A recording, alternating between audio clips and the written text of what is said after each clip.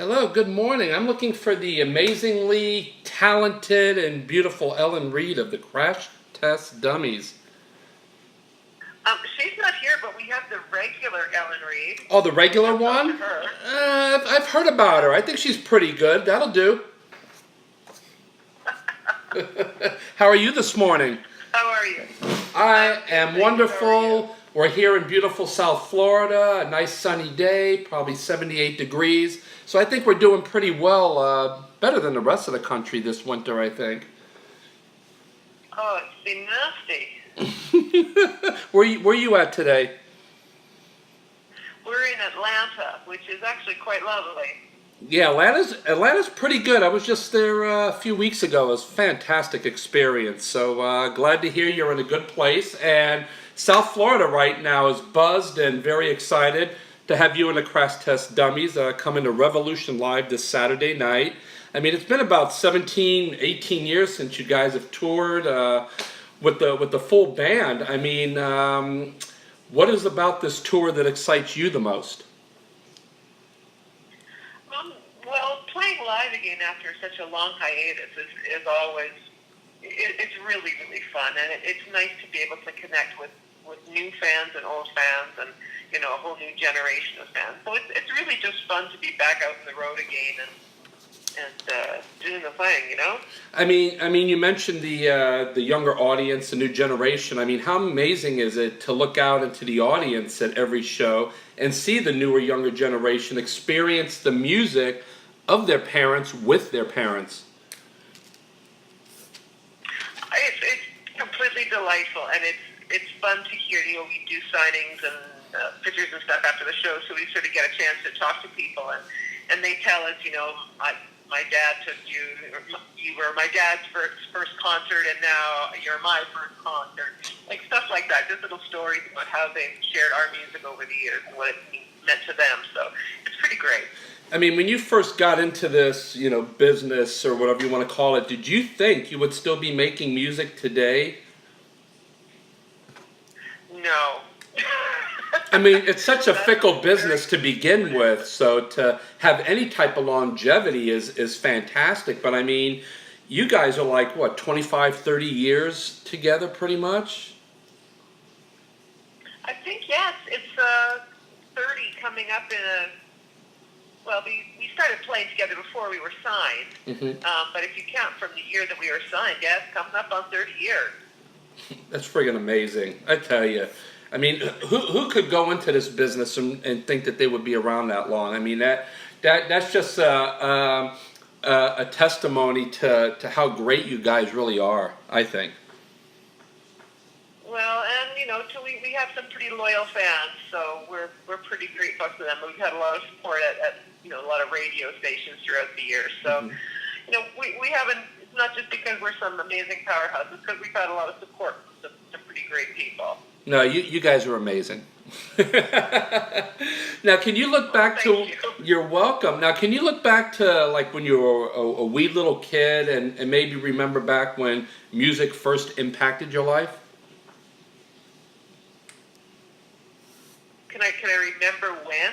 Yeah, like, a lot of people have the Beatles moment when they saw the Beatles on Ed Sullivan or something. Do you have a moment where, music just took over your soul and you're like, this is what I want to do?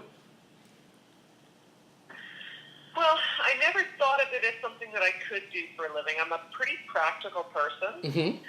So any sort of dreams I had of becoming a musician were like, well, no, let's be realistic. Let's just, go into library science and get a regular job, and you can still play the piano at home, kind of thing. Sure. I've always tried to be pretty realistic, but I think that the music has always sort of inspired me when I was younger. I grew up in a very musical family, so there was always music happening. But I loved Harry Belafonte when I was a kid, and Simon and Garfunkel. When I was little. Yeah. And as I got older, I really got into like Aerosmith and The Who and the regular old bands that people of my generation sort of grew up with. Mm-hmm. Now, what do you do, if anything, to maintain your vocals while you're on tour? Well, I have a pretty straight lifestyle. I don't drink. I don't smoke. I get a lot of rest. I have I eat a vegan diet, so I don't really tax my vocals very much. So I don't do any warm-ups or anything. I guess I should. Brad does warm-ups and stuff. But, I don't have an air conditioner blowing on my throat, if that's... Yeah. So like a lot of artists I find, they'll do the honey and the warm water, things like that. Some will do just a shot of whiskey, depending on the artist. Others will save their voice before the show, avoid meet and greets and things like that. So that's not you. No, I mean, if I have a sore throat or something, I'll have a tea or use a throat spray or something. But I don't do a lot of yelling before the show. We do generally have meet and greets before the show with contest winners and such. So they tend to not be super long. Like maybe 10 minutes max, and then we always have a good 20, 25 minutes before we go on after that we can just sort of chill out. And but we're pretty relaxed about it all. Good. Now, finally, for those who have never seen a Crash Test Dummies live before, what can they expect at one of your shows? Huge puppets and tarantulas coming down to the ceiling. Yes. Flames. Horrible clowns chasing them through the night. No. Indoor snow? No. What's that? Indoor snow? Are we bringing snow? Yeah, bring some snow. No, we didn't bring him on this tour. Oh my. Yeah, I've just seen you guys. I've seen you guys before. I know what to expect. It's just a really, really great time. Fantastic music, and I'm going to thank you so much for taking time out this morning on your busy tour schedule. And we're looking forward to seeing you Saturday night here in Fort Lauderdale. Well, my pleasure. I'm looking forward to getting down there too. Wonderful. And I want to ask you if it's possible to come back before or after and say hello to you guys, and if it's possible if we bring a guitar, if you guys could sign it to benefit the Miami Dolphins Foundation. Oh, of course. Just fire a note to Wayne. Okay.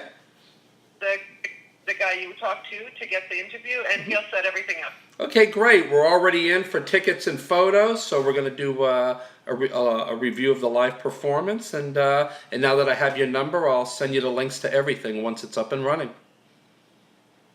That's fabulous. Thank you so much. No, thank you, Ellen, and safe travels to you and the guys on the road, and we'll see you Saturday night. See you in a couple days. Okay, bye-bye. Bye-bye.